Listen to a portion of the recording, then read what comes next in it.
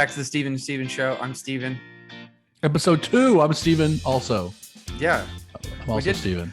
We did a great first episode. It's one of those, it's like, have you ever seen a pilot and it was so good that you're concerned that the show's just going to go downhill? I don't know. I had a moment where I freaked out like, this is so freaking good. Yeah, I know. Why didn't my wife like it? You know, like just that sort of overwhelming sense of what now, you know? I hope we didn't peak in episode 1. God, that is the biggest. Yeah, that's the hurdle. We've got to avoid the sophomore slump. However, I just want to say, if anybody listened to us talk about all those Instagram ads, I mean, they doubled down on me this past week. Like, I saw so many of those ad bod t-shirts. Man, it was bad. I felt like they were really listening to us. But I mean, well, I absolutely, whatever allow I have to click on my iPhone to get it to be allowed for them to listen to me say whatever so they can cater their ads to me, I allow it. Wait, there's a feature for this? I'm into it. Well, you know, when you use your Instagram app for the first time, it says like, do you want to allow access to the camera? Do you want to allow access to the microphone? Of course we say yes, right? Because you want to film a video. Sure. But how else the are you thing use is it's just listening is what the, you know, I guess, I don't know if it's been socially accepted that it's a thing or not, but I mean, there's no other way. There's no other way. In fact, I've got my phone sitting in front of me. I'm going to put some stuff to the test tonight. I'm going to talk about some random things.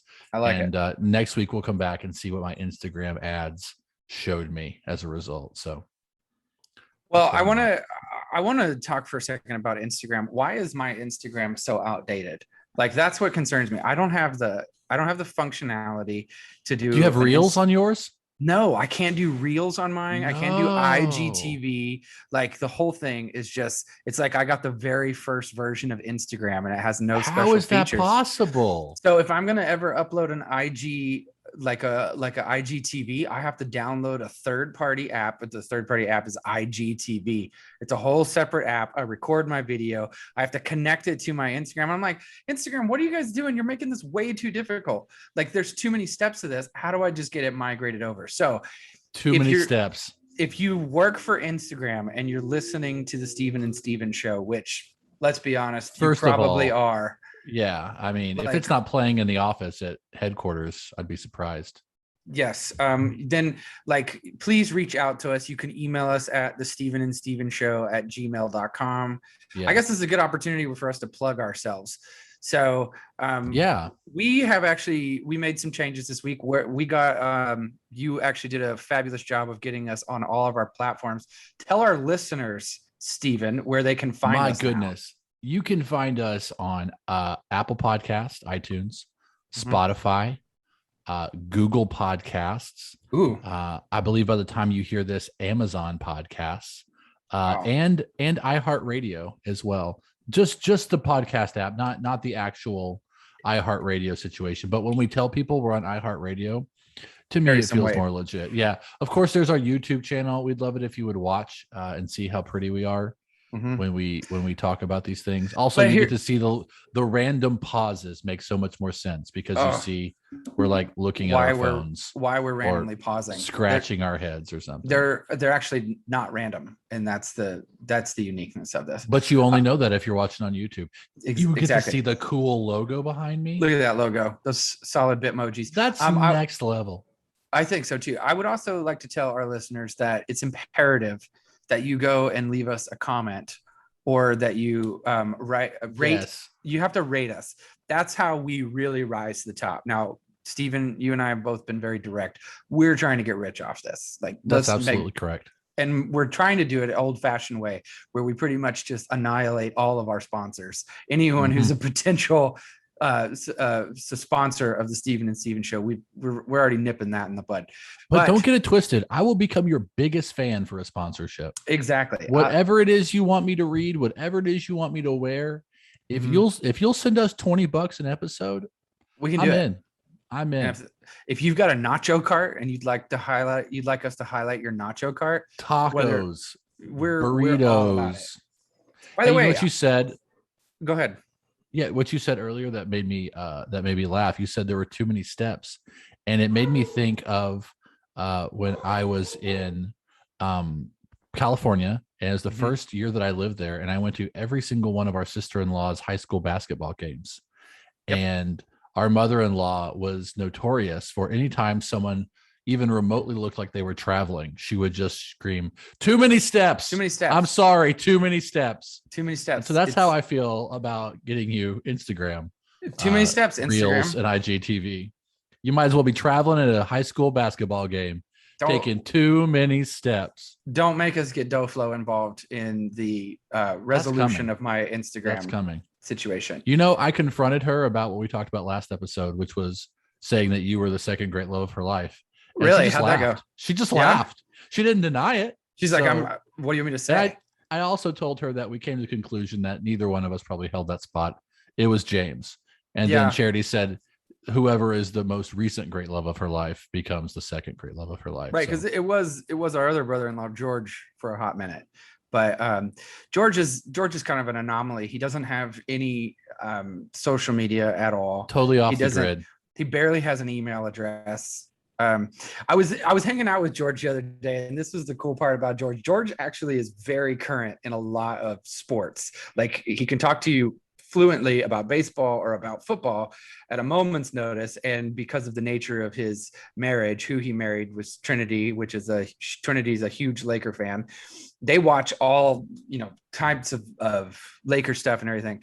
But so I'm hanging out with George, and I'm like, well, you don't have Twitter, you don't have Instagram, you don't have Facebook. Like, where are you getting your information? My man gets the Bleacher Report app. And is like browsing. Have you ever Bleacher been with Report. him?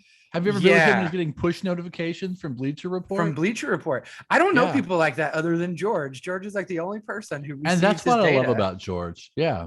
Yeah, he's solid like that. I'm over He's here not like skewed. arguing with people. Right. And he's like, speaking of arguing just give with me the people, facts. Do you want to tell people where they can argue with you if you want to get into an argument about DeMar DeRozan's contract value?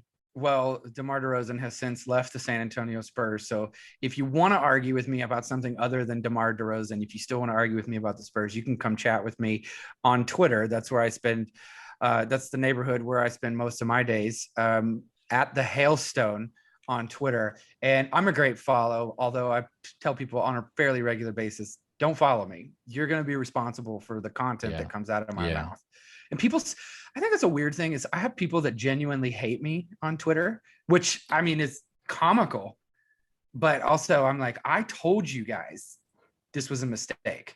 Is it, if you give them fair warning that they're going to hate you, is it fair? Is it just like, well, what did you expect? Right. Well, this is a great topic. Let's get into this. So I spent my Friday night doing something that I don't typically do. I watched the Bill Maher show. Have you ever watched the Bill Maher show? Oh my God. Back in the day when it was like the only thing on at a certain time. But I'll be honest with you.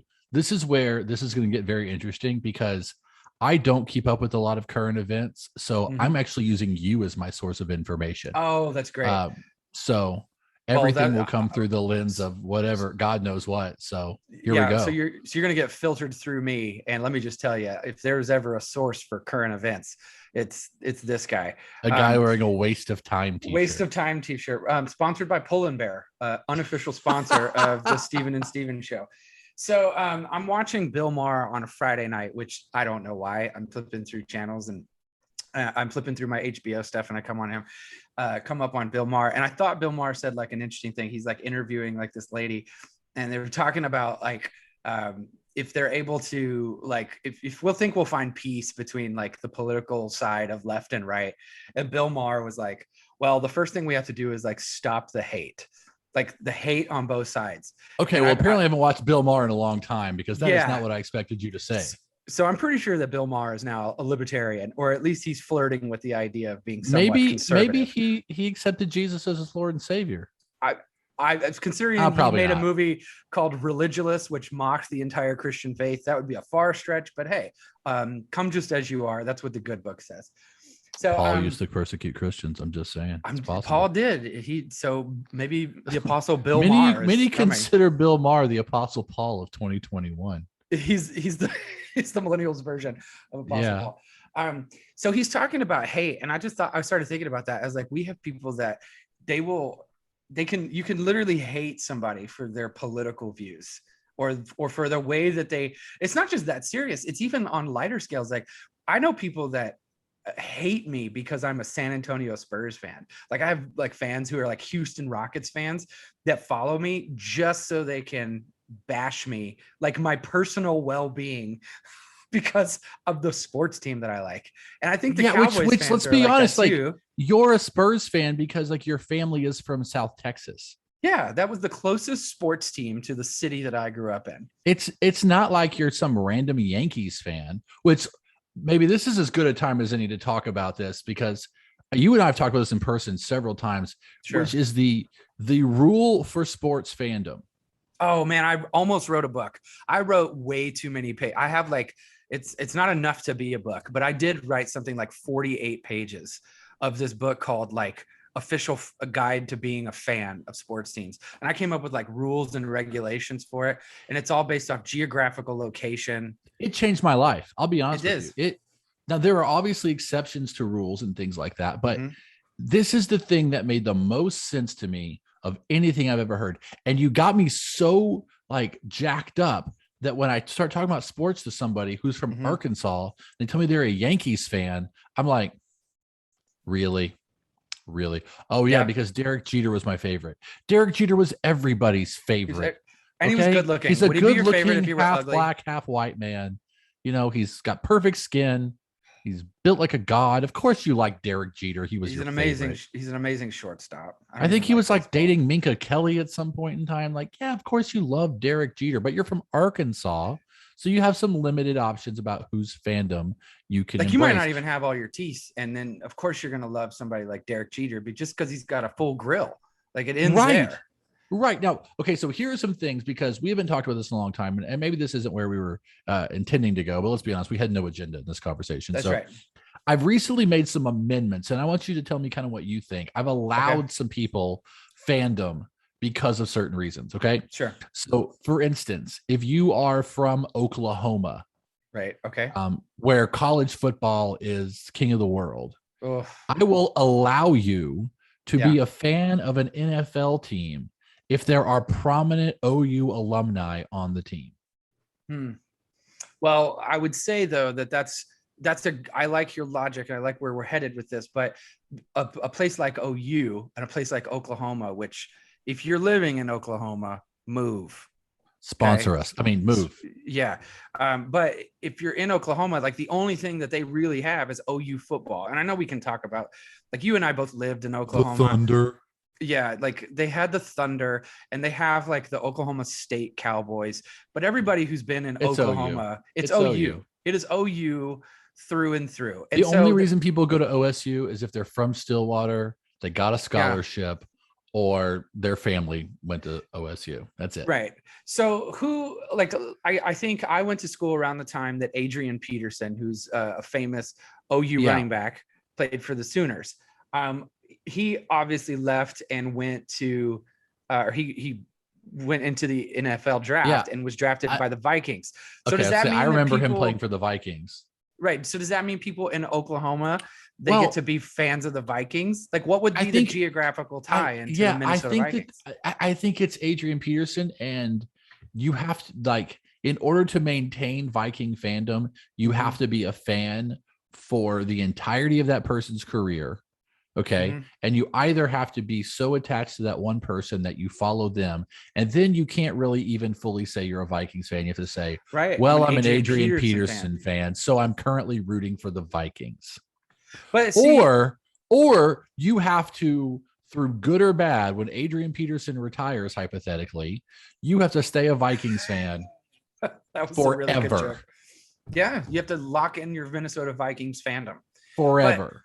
But the problem is that doesn't, okay, so maybe that translates to OU, like the Sooners, Oklahoma University. It's a rare thing because there aren't that many states that don't have a professional team within like, you know, I don't know, arm's length. I mean, like, I guess you could say like OU people, like Oklahoma fans can root for Dallas teams, but even that's like a 3.5 hour job. And look, there's such a state rivalry when you cross state lines. Yes. It's hard if you're from Oklahoma to say like, I'm a Cowboys, Rangers, Mavs fan. Like definitely not a Mavs fan anymore, but I mean, I've got lots of friends I grew up with, or I say grew up with, that I was in college with in Oklahoma, and they were Mavs fans until they had the chance to be Thunder fans. And even that, I was like, okay, so is the rule that you can abandon your team? You can abandon if one fandom moves closer. Yeah. Well, there has to be a sense of loyalty to it. And I will say you're right about the state lines, like loyalty. When I was in school, I went to school in Oklahoma City, not at OU, obviously. But I had just to mess with people in Oklahoma. I made a horrible decision to actually put like a UT bumper sticker and a UT license plate cover on my car at the time. Oh yeah, those are fighting words. Yeah, I super got egged. Like, don't do that at all. If you live in Oklahoma and you're from Texas, don't go putting UT stuff all over the place. But the thing is it doesn't translate well to other avenues because, okay, if you're from Oklahoma and Adrian Peterson is your favorite player, and so now you've become a Vikings fan because he played there. Well, he went to other teams. That doesn't translate to basketball because we have a lot of people who are LeBron James fans that were like, woo, Cleveland Cavaliers. And then this dude goes to Miami and they're like now, got a Miami Heat jersey, and now they're Laker fans. I will say this though, basketball is different because you got 5 guys out there at one time. So football is a team of what, 40 something, and basketball is a team of 53.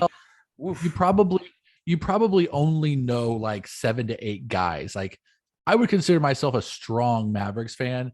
Mm-hmm. I couldn't tell you our current 15-man roster. Yeah. But you know what? I got 4 letters that make all the difference. LUKA. Yeah, that's not fair. Luka is he might be an MVP in the next 2 or 3 years. But I think fandom is so, like, you're gonna have like your primary team that you're a fan of. So yeah. I know that if you're living like a major city like Dallas, it's easy to look at a team like a city like Dallas and you go, okay, I'm a Mavericks fan, I'm a Cowboys fan, I'm a Rangers fan. But if you live in San Antonio, like, okay, you're a Spurs fan because the only thing they have is San Antonio. And what football team do you like? Well, if you've ever been to San Antonio, like San Antonio was Dallas Cowboys country, right, even though the Houston Texans are a much closer drive. But also nobody in San Antonio cares about baseball at all. So you might have somebody that's randomly like they're a Spurs fan, they're a Cowboys fan, and then they're a fan of the Yankees just because Derek Jeter looks good now with his pearly whites. I will say this. I think that baseball is so unique, and this is kind of like my area of expertise. Mm-hmm. Like I lived in Tulsa, and Tulsa has a AA team there, the Tulsa Drillers. Yep. And minor league teams kind of bounce from affiliate to affiliate. Like, for instance, like the Rangers AAA team was in Round Rock, and then it was in Nashville for a year, and now it's back in Round Rock. But while they were in Nashville, the Round Rock team was an Astros affiliate, and the players, because they're in the Rangers organization, they moved to Nashville. But it's like if you were for instance, if I lived in the Austin area, I would probably go to a ton of Round Rock Express games. Round Rock Express. I would probably go to a ton of those games because those are like guys that are in the Rangers organization. I'm a Rangers fan. If I didn't have a baseball team, I could see myself becoming a Rangers fan because I've gotten to watch their minor league affiliate. Because of Corpus Christi has the Corpus Christi Hooks. Astros affiliate. So I can kind of see baseball being a little unique, but again, like we're talking about if you're into minor league, like the average baseball fan, the average baseball fan couldn't tell you who the minor league affiliates for their major league team were. You know what I'm saying? Like Oklahoma City's team is a Dodgers affiliate. Like, right. That's kind of bizarre. Like, do you get to be a Dodgers fan if you live in Oklahoma City? Because you might get to go see, some Red Hooks games or whatever they're called. Now, what do you do if you live in a city? Now, I guess there's a few circumstances of this. There's not an awful lot, but in a city where they have multiple teams. So like you have the Los Angeles Lakers, the Los Angeles Clippers. Now you have the Chargers and the Rams. You have the White Sox and the Cubs. You have the Mets and the Yankees. I guess you technically have the Knicks and the Nets. I don't know if there's any other. I mean, they're in Brooklyn. Orlando's got 3 teams, but does Oakland and San Francisco, is that? I mean, if you Well, I live in guess the Bay Area, yeah, if you live in the Bay Area. Well, I mean, look, all these rules go out the window and really make me a hypocrite because I became a Raiders fan like 3 years ago. And that was kind of the point that I was going to lead to eventually was Yeah. You're a Las Vegas Raiders fan. The 2-0 Las Vegas Raiders. Shout out to Lantron, who called you out on this on Twitter and said, did you just become a Raiders fan because they have the same color scheme as Spurs? And 100% the answer was yes.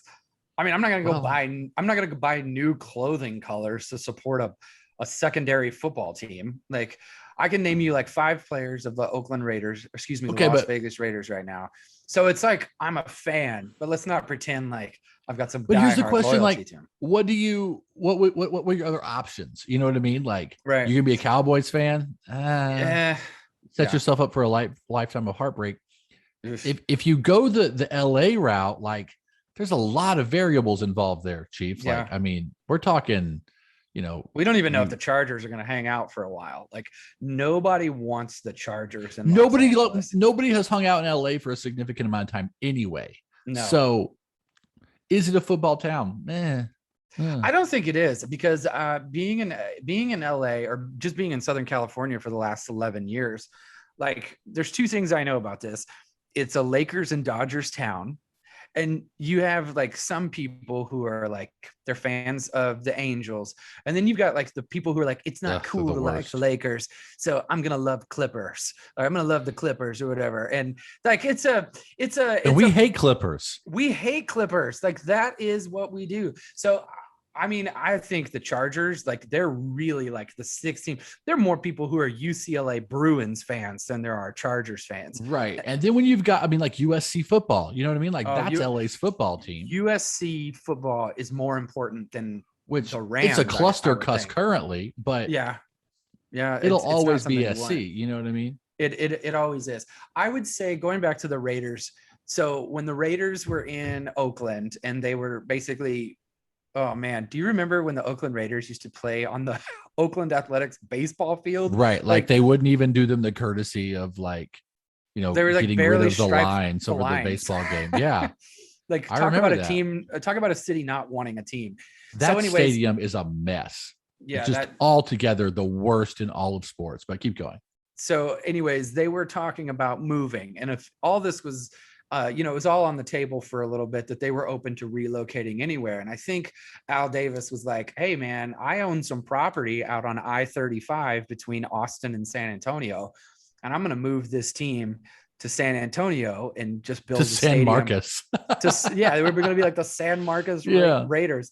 And I think San Antonio was kind of flirting with the idea of this. I think they kind of like this. If I remember correctly, back when Hurricane Katrina happened, didn't the Saints relocate to the Alamo Dome for maybe like a couple games in San Antonio? That sounds about right. Hurricane Katrina was like 15 years ago. Oh, bro, I know. That seems like a lifetime ago. So anyways, they were talking about it, but then Jerry Jones of the Dallas Cowboys was like, look, I already lost a bunch of fans to the Houston Texans. Which, side note, why would you ever name a sports team after a state? It's just lazy. Anyways, sorry, James Ramirez. I would just say that Jerry Jones got involved and shut that down really quick, the Raiders going to San Antonio. And as a result, they are now the Las Vegas Raiders, which that stadium is the bee's knees, bro. Everything as bad as it was in Oakland, it's just as nice there. And have you been? I have not been. We've driven through Las Vegas twice. It's really funny. We drive through, and my 7-year-old son, the only thing he saw in Las Vegas that stood out to him was the big gold building that said Trump on it. And it was like, that's right. So he's like, is that President Trump's town? And I'm like, pump the brakes, dude. We're going to get some liberal backlash if you start calling Las Vegas Trump's town. But anyways, yes, that stadium, it looks amazing from the street. Our podcast isn't big enough to sustain that kind of heat yet. It's not. So this was not an endorsement for Las Vegas being Trump town. But yeah, it looks like it's an amazing stadium. I'd very much like to check it out one day. I mean, I hope one day to own a Las Vegas Raiders jersey of any player. Well, put it on your Elster, buddy. We'll see what happens at the Christmas gift exchange. The Elster. Elster's been a great app, by the way. I'm a big fan of Elster. I'd love to be endorsed by Elster. I'd love to have a sponsorship. I would too. I mean, I just add stuff to that and then delete it and then add stuff. And then anytime somebody's like, what do you want for your birthday? What do you want for Christmas? I just want to say, the Elfster, bro. Your wife gets the best gifts for me because she takes them straight off my list. And sometimes I forget that I asked for them. And so then I like open a bottle of cologne and I'm like, yes. I put this on my Elfster like 9 months ago and somebody cares. Finally. Yeah. I think we got you a wireless keyboard one year. I think it was on your Elfster and you were like, yes, I still forgot I had this wireless in keyboard. my office to this day. It's great. You know what else I got on Amazon? This might turn into an Amazon finds segment, but I got a mouse pad and part of it has a wireless charging for my iPhone. So like 2/3 is mouse pad and another third I just put my phone on it and it charges my phone all day. Your mouse pad charges your phone. Yeah. I still get tripped out. All of this is on Amazon. I still get tripped out going to there's a bunch of Starbucks. I'm sure maybe you guys have a stack of them, but you can go into a Starbucks and then like while you wait, put your phone on the table. Yeah, it's still like the most bizarre thing to me. Sorcery. I'm so confused. Yeah, it's like Gandalf came in and took an initiative with Tim Cook of Apple. By the way, did you order the new phone? I will order mine this week. I ordered mine. I'm really excited about the celestial blue color. Did you go 13 Pro Max? I went 13 Pro. I just feel like there's not a lot of difference between the Pro and the Pro Max. There weren't this year. Basically the size of your hands. Yeah. And I've boy, that's a racket, isn't there? So. I mean, we've come to a point where iPhones, man, I kind of look down my nose at people who have Androids. I think that's something that I need to work on in my own personal life. If you have an Android, I just want you to know that I judge you right off the bat, and that's not you, that's me. And I want you to know that there's hope for you. Mm-hmm. And I want you to know that for me or the Android user, the Android users, that you can change, you can repent, you can be welcome back home into the family of God, the family of Steve Jobs, and my heart. You can come back to my heart. Have you ever like exchanged numbers with somebody like right off the bat, and then you send that first text and it's green? And you're like, oh, I suddenly don't want to text them as much. Like whatever it was that we were talking about. I don't want to know them as much. Yeah. Can we just do this over email? Like make it more formalized? I literally only have email for people with Androids. The worst is I don't want to look at your green stupid text. The worst is whenever you get like you're in a group chat. And because I want to name the group chat. I want to like messages in the group chat. Like there's nothing more. The worst text to ever get is so-and-so laughed at an image. Yeah. Like when it writes it out, it's like, wait, what? Did you write that out? I troll hard in those because when somebody laughs at an image, I like the message that says laughed at an image. So that it shows up Stephen Shelton laughed so-and-so laughed at it. Yeah. And you can keep that going for forever. Yeah, and really what I'm trying to do is say, get an iPhone, you idiot. Yeah, that's what it comes down to. I have people that have argued with me and told me like, well, Androids are clearly better. And it's like, you're not. Like, I don't know what to tell you. Like, I had a guy ask me, and I really appreciate his diligence. He said, what are the top 5 reasons to convert from Android to iPhone? Which actually made me think about it, because other than my own, selfish pride, I don't know that I ever thought about it before, but I really did think about it. And so I gave him a list, and, I'm just praying for his soul at this point that he'll convert. And that's all you can do. I feel like if you have an iPhone, you don't need an iPad. The iPad then becomes a luxury. It becomes an extra thing. Right? Yeah, but here's the thing. But if you have an Android, you still need a tablet. But here's the thing to me, like, because it's an iPad, I want it even more. It's just a giant version of my phone. Mm-hmm. At this point, there's not a lot of difference. But like, I'm wearing an Apple Watch. I've got a MacBook Pro.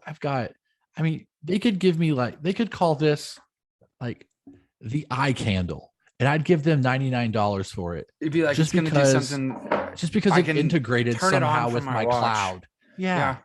And all you gotta do is say, oh, well, it integrates with your cloud. And I'm like, oh, sold. I'm there. Anything. I don't like the cloud. I will say that about iTunes. The cloud has always thrown me for a loop. I feel like my iPhone consistently gets full of storage, and I'm like, I have the cloud. I also pay you 99 cents for whatever it is, 50 gigabytes. How is it that I'm still getting these exclamation points on my photos?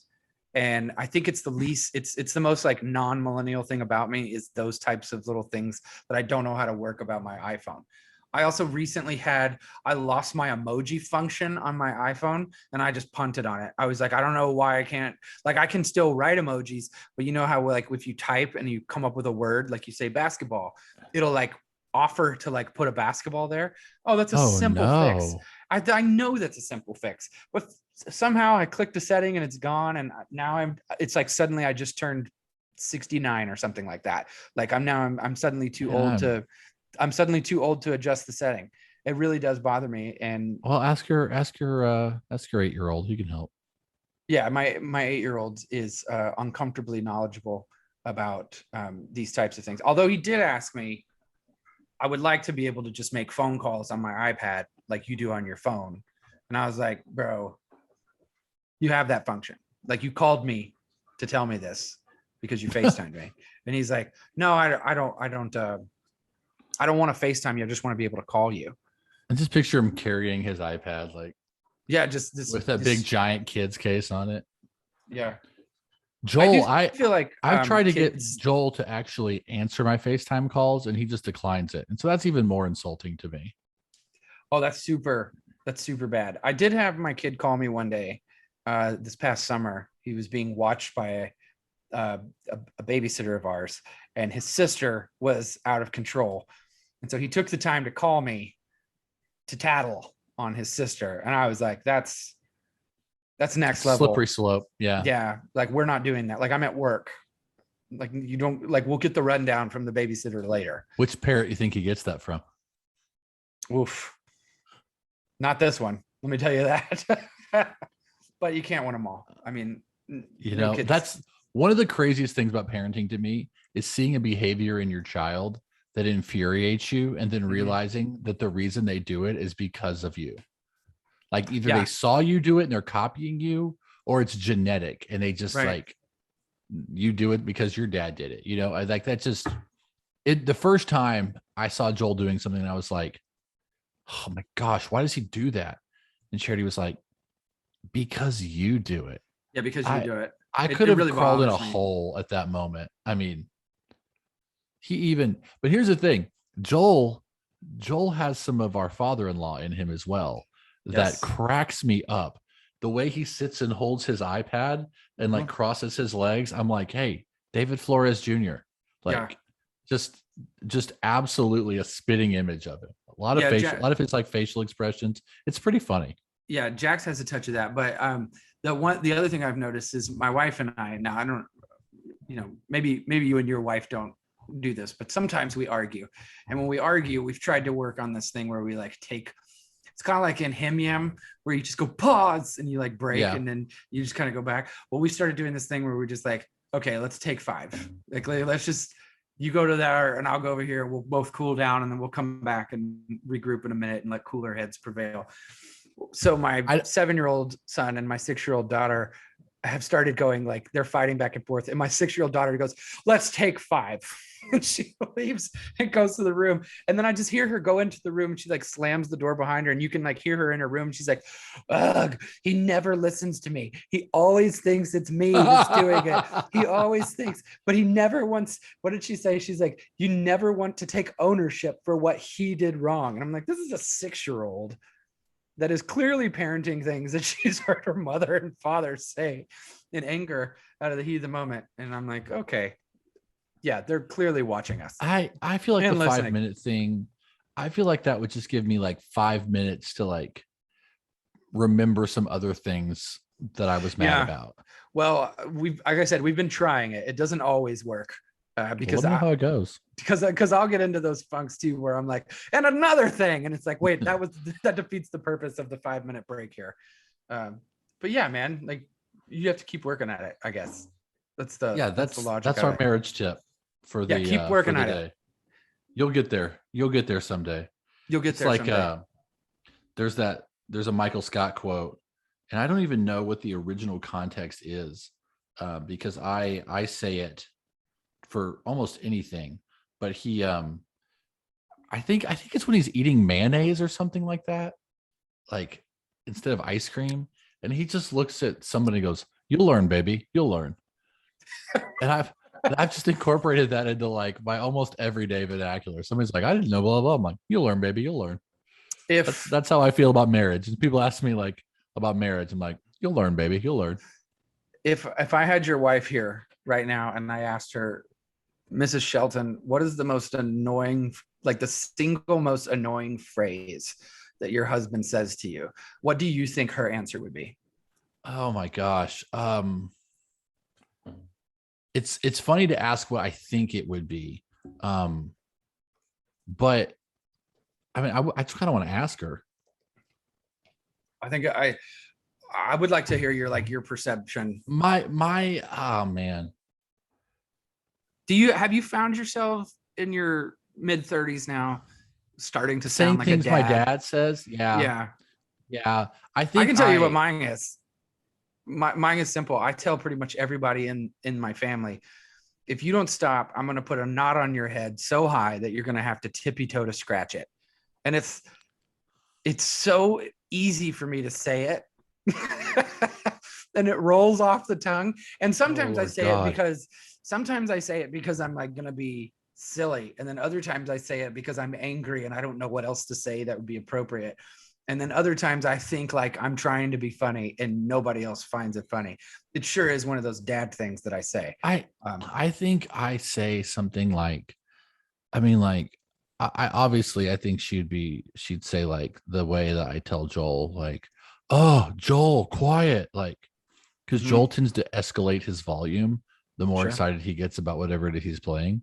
He's like, "Oh, can you be quiet, Joel, volume, Joel, volume."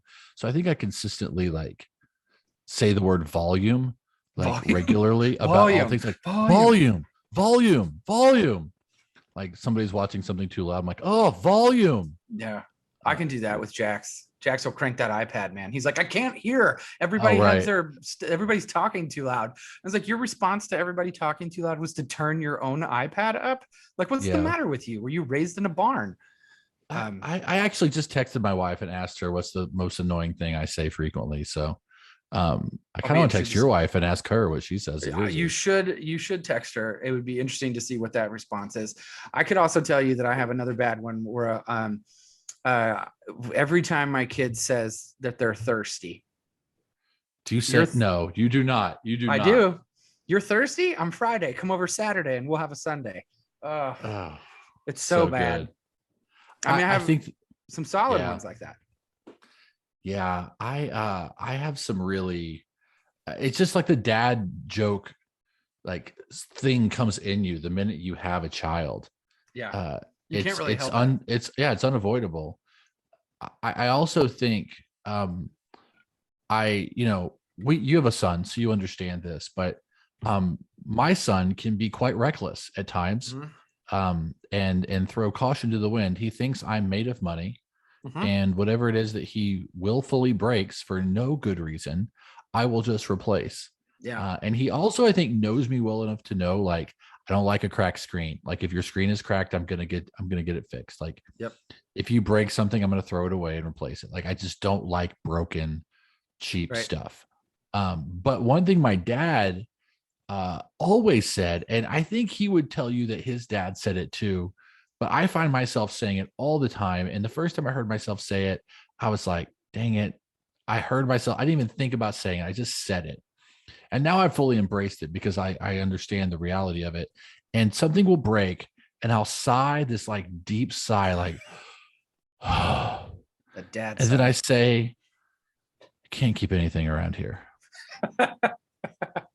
Yeah. This is why we can't have nice things. Yeah, exactly. And lately I've been quoting Talladega Nights and the Legend of Ricky Bobby, where he says, I work too hard for your bull, Chip.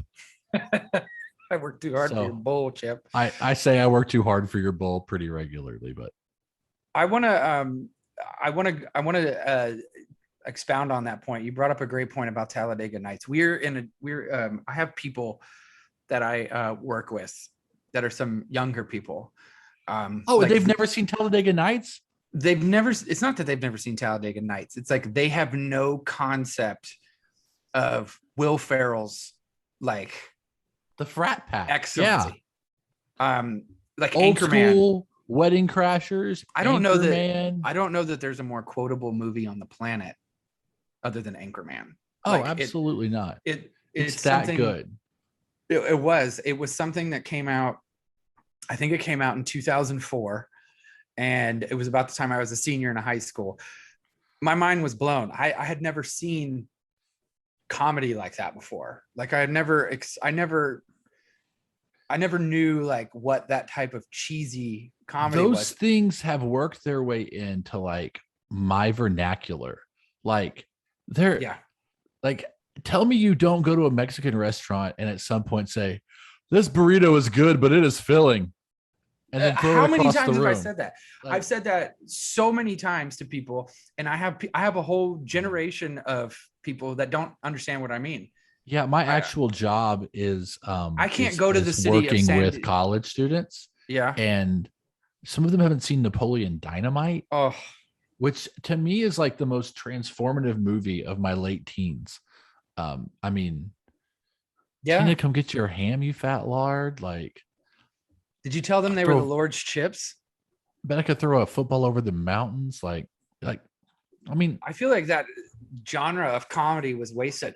Well, what was the first movie that you watched that was old that you were like, okay, that's funny? When you were maybe 18, 19, 20, you watched a movie that was maybe 20 years old. Like the first one I ever watched was Caddyshack. Caddyshack was like, I remember watching Caddyshack and then coming around going, I've actually never seen Caddyshack. Okay, well, Caddyshack's a good one. But was there something from maybe the 80s that you were like, okay, that's a funny movie? No, because I was so sheltered. Like I remember watching Tommy Boy. Like Tommy Boy's a good one. I was probably like 8 or 9, but I saw it when it was like brand new. So I mean, we never watched old movies. I take that back. We watched old movies, but they were like from the 40s. Like I lived overseas, and we got movies Sound of Music at the library. Yeah, and we watched like. Wait, you could get movies at the library. Movies, yeah. That's the literal point. Movies at the library. So I watched old movies then, but then there was like I will say this. I watched a lot of old TV shows. Mm-hmm. Like I watched Family Ties in its entirety about 18 years after it went off the air. Yeah. Like, Growing Pains, all those that like Growing Pains was solid. Who's the Boss? All those that were like, late 80s, early 90s. I watched those late, maybe even earlier than that, but I watched those way later. And I watched them like they were brand new. Well, while we're on the topic of get off my lawn, and we're sounding like a bunch of old grouches right now, this generation will never know what it's like to race home on a Friday night and pop a bag of popcorn and sit down and watch TGIF. TGIF was like, man, I can remember Full House, Family Matters. Were you around for Step by Step? Step by Step. There was one with Perfect Strangers is what it was. Strangers, yep. Those were great. I remember being incredibly sick one time, maybe when I was like 7, 8, 9 years old, something like that. And like I had like congestion, and my grandmother at the time put me in front of, she like put me on the couch and just like sat me down on like a Friday night. And I remember like laughing at Full House and Family Matters, and laughing, and all the congestion in my chest like loosened up. And I remember like telling me like, a merry heart does good like a medicine. And I was like, what? Like this is biblical to watch TGIF? Like it is. Okay, it really is. I'll roll with it. Well, yeah, TGIF was solid. I was so behind on things. I just saw Star Wars for the first time. What? Yeah, that's deep, man. I just watched that? What did you watch? I watched 4, 5, 6, and then we went like back the original. And watched, yeah, New Hope, Turn of the Jedi, Empire Strikes Back, watched 4, 5, 6, and then went back and watched 1, 2, 3. And then we watched Rogue One. Yeah. So I'm still in the process. Didn't watch 7, 8, 9. Haven't watched Solo. I saw The Mandalorian got nominated for an Emmy. So I'll probably try to watch that at some point. Great show. But I haven't yet. Yeah. I'm kind of into it, but at the same time, I'm like, these movies are not awesome, but I see why people like them. Right. They're like fan obsessions. It's like a cult. What do they call it? Cult fiction, I guess. Cult, yeah. We watched The Mandalorian in quarantine. Our oldest was like, all these kids are talking about Baby Yoda. And so we watched The Mandalorian, and The Mandalorian's kind of cool. It's a little bit like a Western. If you haven't seen it by now, then that's your own fault. I do not believe in like holding out for spoilers more than 48 hours. So once a show or video or movie watches out, like I'm going to be happy to ruin it for you. The Mandalorian is like a Western, but it's set like in Star Wars. And so there's a lot of like gunslinging. That was like the first time that my kid had ever seen somebody like get blasted before with the blaster. And so we were like, oh, why? We actually have to slow down here and make sure that our kid is coming along. But then we went and we watched them not in order of release, but like in chronological film order. So it tells you like, watch 1, 2, then watch Solo, then watch 4, then watch 3, then watch, I'm not saying the right thing. But yeah, my kids got obsessed about it. And then of course we went to Disney World in March. And right, I remember that. We were trying to binge watch it before we got to Disney World. So by the time they got to Disney World, they were very much into like, Star Wars. And they had their lightsabers, and right. I remember that. Yeah, those lightsabers. I mean, I'm so glad we spent almost $200 on those lightsabers, which they haven't used since Disney World. So great investment. Really excited about what we did with those lightsabers. Well, I got into Marvel stuff probably 2019. Had never, I think I'd seen a couple, but I never really like paid attention to the universe and all that kind of stuff. And I got into it hard. And decided I was going to do a chronological order watch, which is like 20 something movies. It was right when Infinity War came out, and these kids at the church were like, "Hey, have you seen Infinity War?" I was like, "What's an Infinity War?" And they're like, "Oh my God, how do you not know?" So went back to watch them for pastoral relational conversation. Them all. Exactly. That's who I am, So I went back, watched them all, got to Infinity War while it was still in the theater. Now, granted, it was in theaters for a long time, but I went and watched that many movies from the time Infinity War came out to while it was still in the theaters. Watched them all in succession. Now I for the most part am there opening night.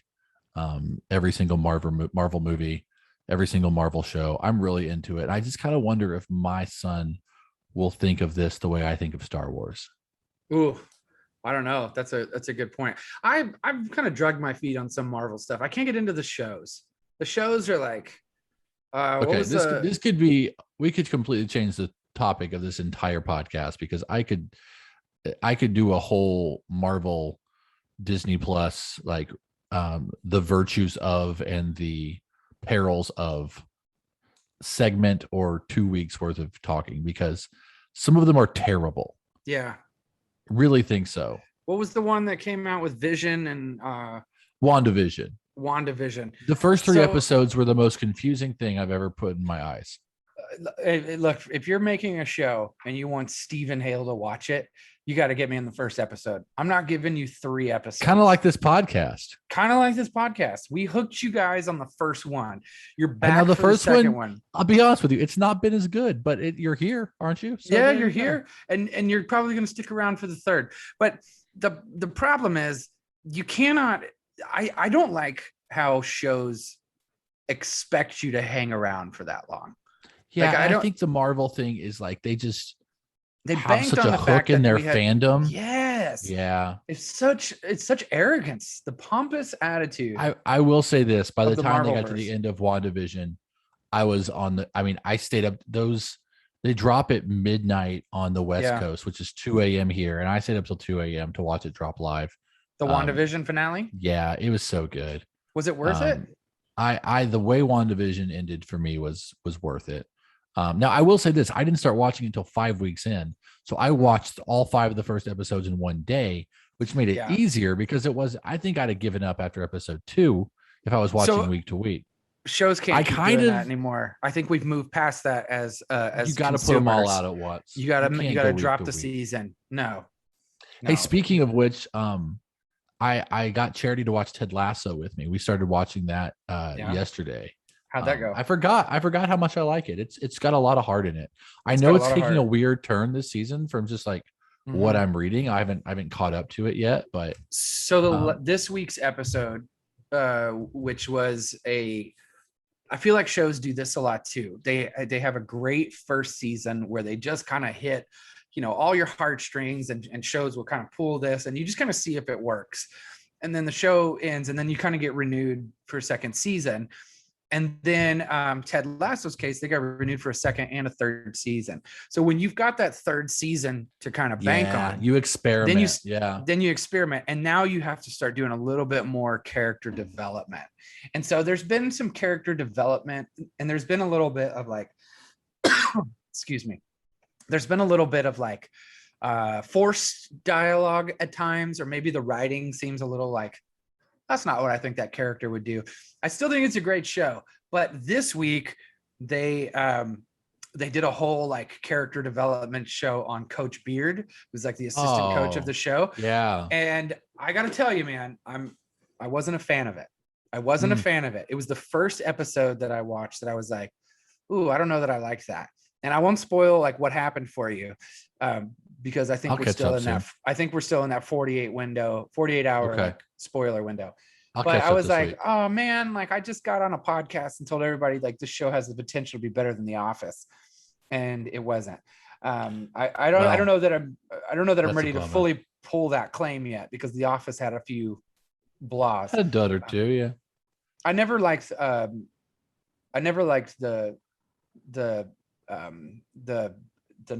Holly girl. I know everybody loved Holly. Amy Ryan, she was so great. Yeah, sorry, I didn't like her. Did you watch season 1 of The Morning Show? Morning Show's good. I like that season show. 2 just dropped. Episode 1 is out on Apple TV. We watched it. I loved it. I have not watched. I think Jennifer Aniston is so good. I really do. Awesome. And she's great in that role. And so is Reese Witherspoon. I was dumbfounded.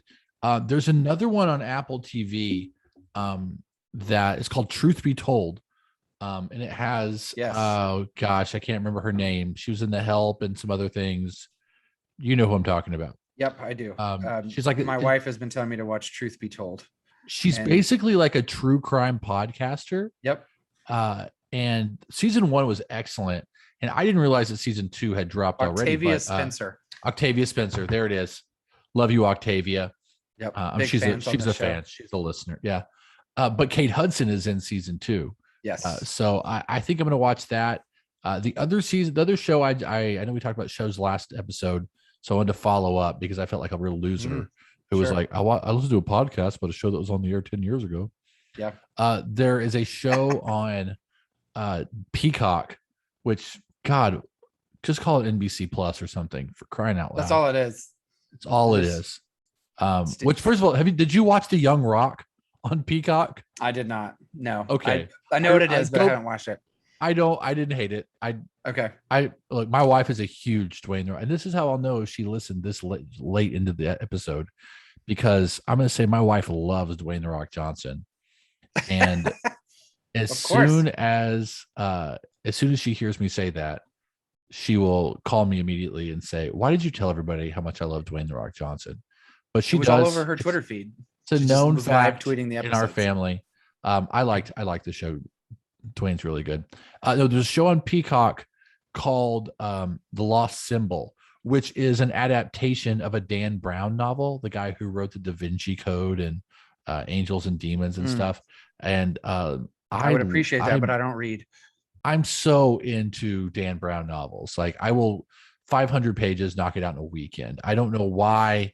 I'm into it. I'm into thriller novels, and I read the Da Vinci Code Nothing has come as close to shaking my personal relationship with Jesus Christ as the Da Vinci Code. Powerful. It was just a really well written book. That was, and for a young like 18-year-old, it's like, oh my God, what do I even believe? Then I reminded myself it was in fact a fiction book. It was a fiction. Okay. Yeah. So it wasn't like me reading Rob Bell. No, we can talk about that. Maybe we can have Rob on the show at some point.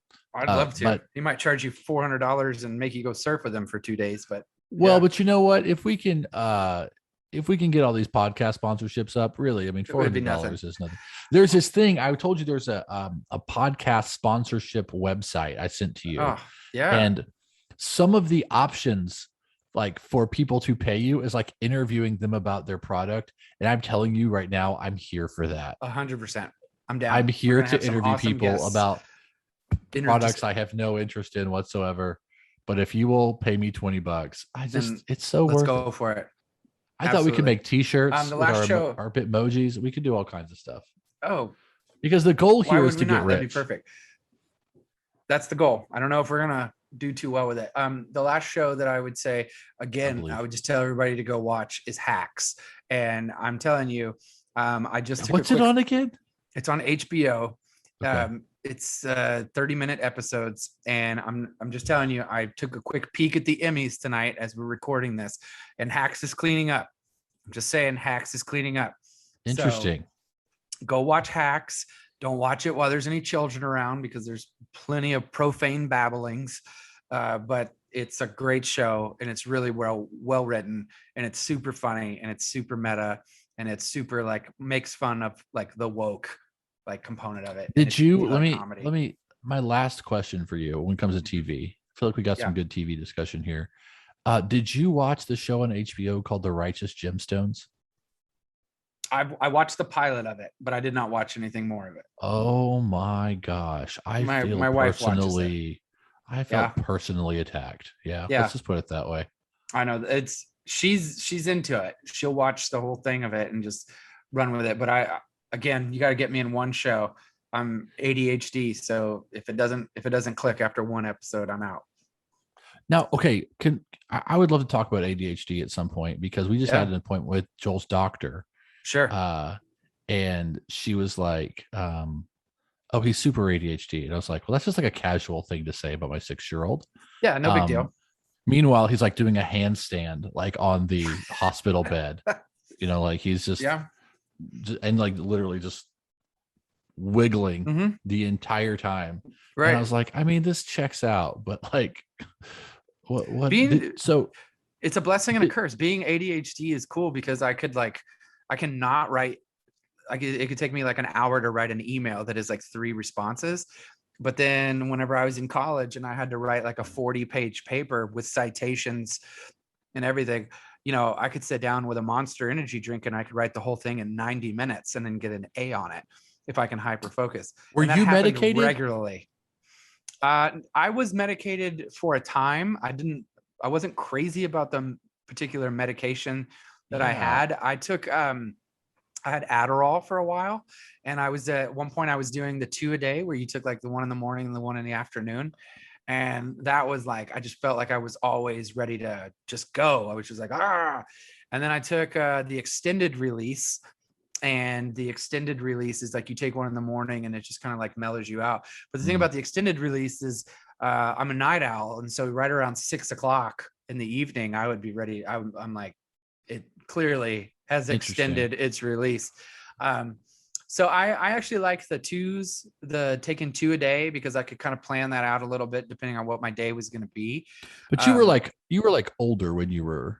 Right. I didn't get medicated. Right. I was never medicated as a child. And so, and when I was in college writing those papers, I was not medicated at the time when I was doing that. So that was like a natural thing. And I have, again, if you're getting your medical advice from the Steven and Steven show, that's on you. That's a bad idea. Don't take your stuff. Well, what I would do is I would take, I would usually put the kids to bed. And so I would start writing these papers at like 9 o'clock at night. And I'd sit down with a Red Bull, a Monster energy drink, a Bang, something like that. I'd get the room completely quiet. I would zone out, all the lights. I would get it dark. I'd get the AC pumping up and I'd just get myself comfortable. And then I would turn off my phone. I would disconnect from everything. And I kid you not, I pumped out a 40-page paper with citations and annotations and got an A on it. Like just that hyper focus. So ADHD is a blessing and a curse. Yeah. One thing on this show that I will always do is be kind of real and vulnerable about just stuff that like is real life. You know what I mean? I think, obviously, like we have a unique situation with our child. You have 2 children, a boy and a girl. And I think at some point people will listen and relate to something, or at least like hear us say something and be like, oh my God, I'm not the only one, you know?